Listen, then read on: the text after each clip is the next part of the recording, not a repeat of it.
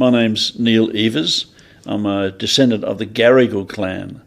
The Gadigal people are part of the oldest continuous culture in the world.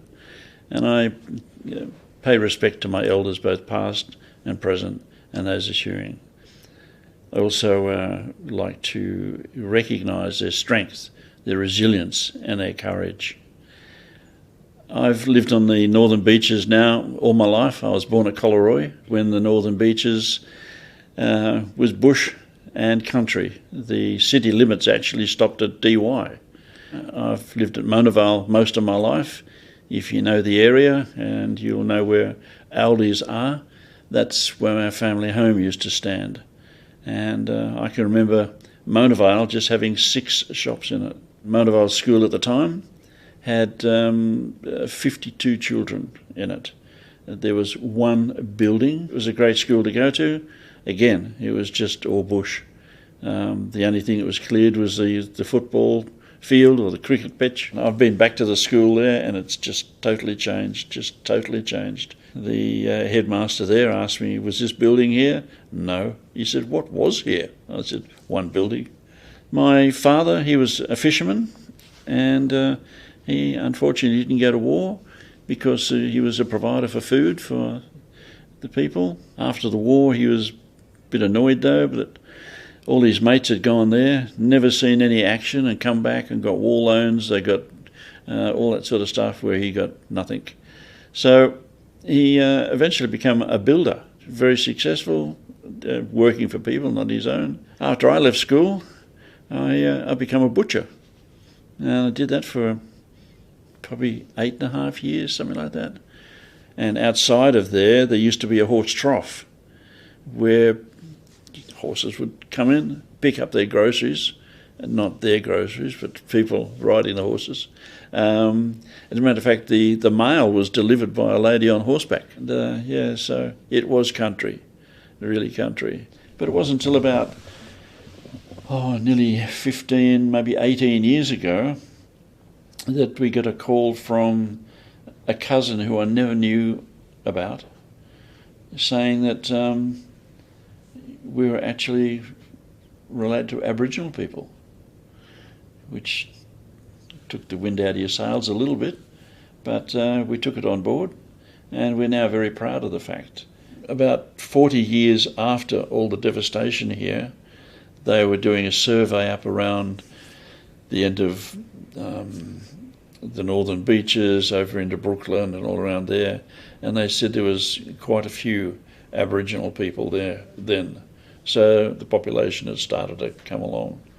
To date, 2022, I believe there's something like 2,500 Aboriginal people living on the Northern Beaches.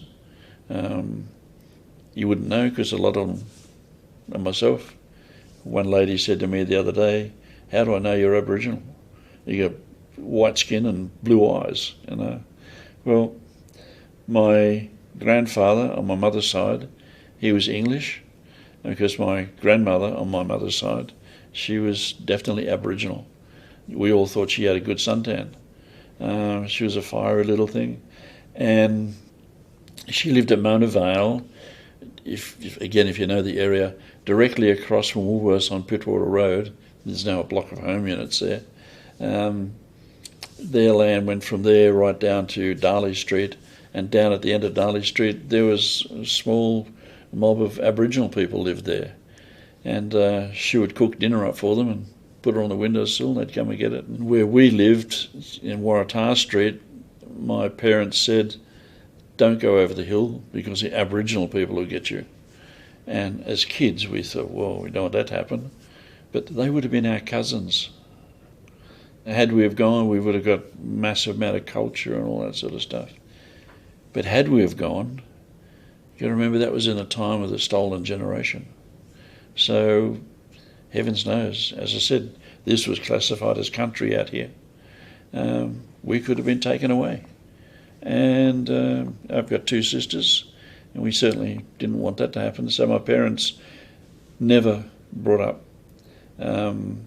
Although I was thinking about this today, actually, when they're talking about the voting.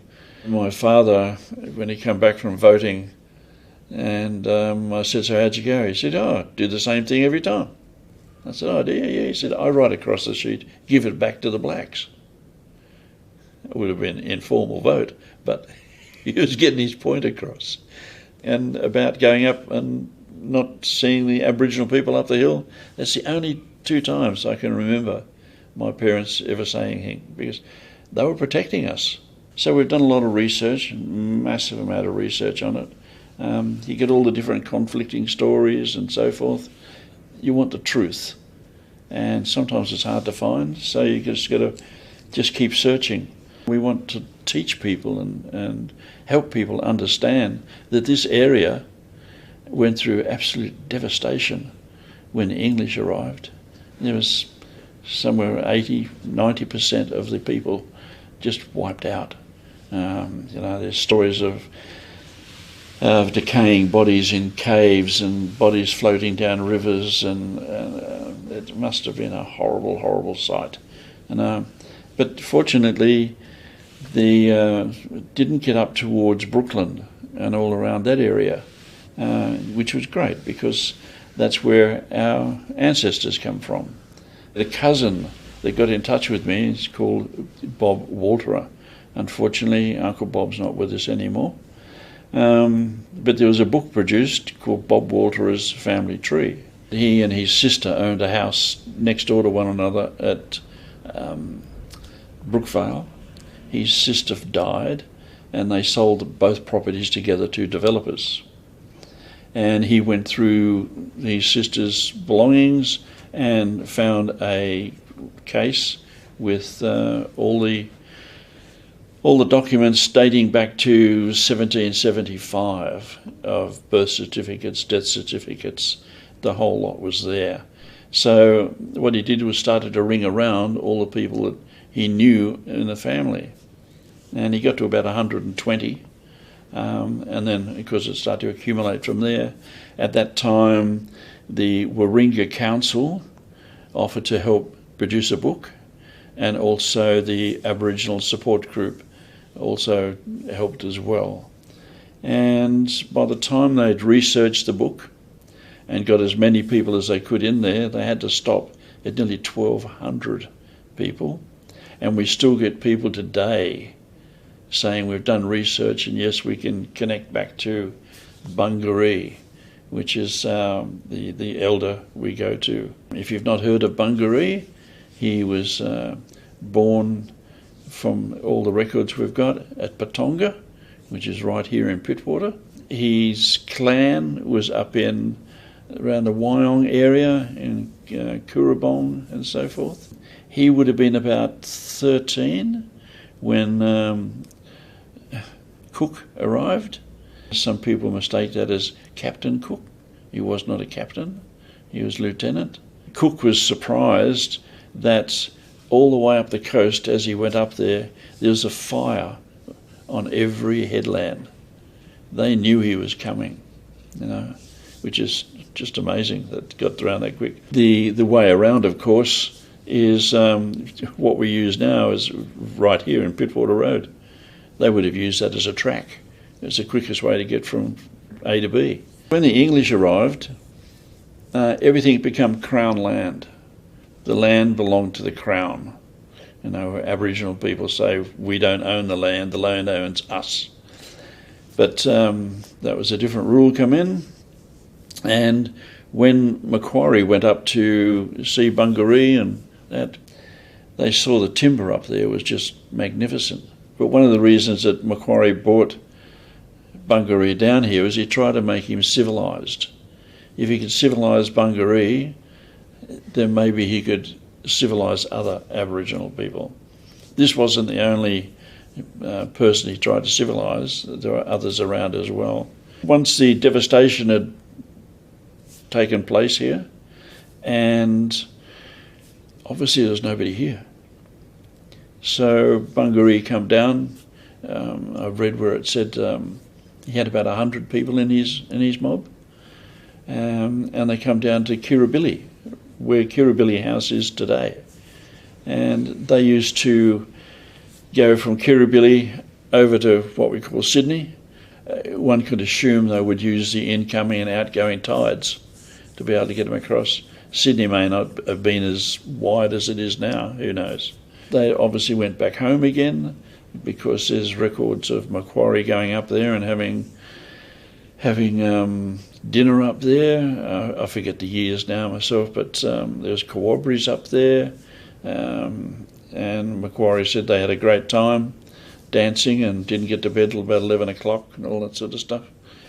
But Bungaree was also a very good friend of Governor Macquarie, and Macquarie, as I said before, tried to civilise him by giving him, I think it was 16 acres of land at Georges Heights at Mossman. The idea was to cultivate the land. Bungaree eventually come down, I think it was 1792, but he became very interested in sailing, and he sailed up and down the east coast of Australia with many of the yachts that went up and down, because what they were looking for is more land to put the convicts into. When Bungaree come down with his mob to Kirribilli, it's said that he come down with his language, the Winniginni language of the Guringai people. So we're now saying, well, that's the language of the area, because Bungaree used to get on board the boats that come in, or the ships that come in here, and he would be actually piped on because they respected him so much, and he would then say, these are my people and this is my land. So as far as we're concerned, it's Winniginni country, and that's the way we like to keep it. Bungaree was the one who discovered Newcastle for them, and unfortunately up there he also pointed out that they had this black stuff that just keeps burning. It was coal. So that's where the coal mines obviously started up there. Again, the dates I forget, but he sailed from Sydney to Norfolk Island in 60-day return trip.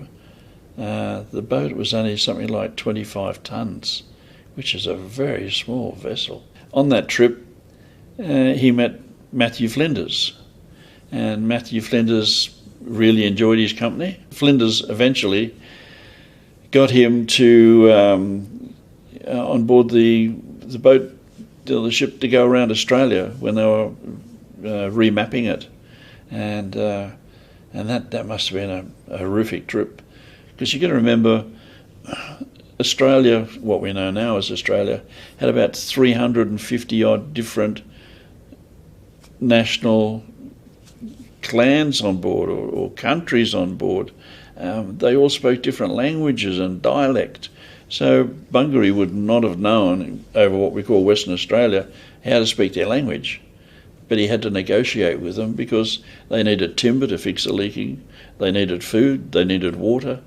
In some cases it's written that Bungaree would be on the boat, stark naked, with his hands out, saying, "Here I am, I've got no weapons, we come in peace," and he was able to negotiate and get what they wanted, which is fantastic. But that's the sort of person he was. But they had to pretty well hurry up with this, because the French and the Russians were pretty well close behind them too. They wanted it down here. Anyway, at the end of the voyage, Matthew Flinders said to Bungaree, "This place has got too many names. I intend to just call it one, Australia." And he said to Bungaree, "I'll be able to call you an Australian then," making Bungaree the first person ever to be called an Australian. Bungaree used to give demonstrations of the boomerang, because the boomerang didn't actually come from here, it came from up north, and so Bungaree must have brought it back when he came back from one of his tours up that way. And so he used to do that, which was all good, but at the same time he got very sick there, and he was hospitalised. Governor Macquarie gave him enough to eat and all that, but he then went to Garden Island where he died, and then he was taken from there around to Rose Bay. There's about 20 Aboriginal graves there, and Bungaree was buried beside his first wife, Matora. Now, back then they used to wrap them in the blanket that they'd been given and bury them in that. But Bungaree was actually given a coffin and put in a coffin and buried because of the respect they had for him. So that was the end of Bungaree, and now we're trying to keep him alive and all the bits and pieces that he did. And it's been, as I said before, life-changing to me and to my family. And on it goes. I'm now the chairperson of the Aboriginal Support Group, Manly Ringa Pittwater. I also edit their magazine, the Elemata, and try and keep a finger in with the website and the Facebook site and organising talks and all that sort of stuff. To know that it's getting across, that's the big point, that people are interested in it. The comments we get back from that Elemata is just great, you know. They're interested in it, they want to learn, they want to come along. But just to be able to go out and tell kids about what happened here, not that I was here, but what Aboriginal kids used to do, what they would have done, you know, it's just fascinating to me. And I love talking about it, because it's that generation of kids that we've got to get to know the truth, because there's so many lies about it that we don't want that to happen. We're not born with prejudiced, but it comes along. And if we can get to the kids early enough, they can see it. And a lot of them are seeing it, which is fantastic. Fantastic.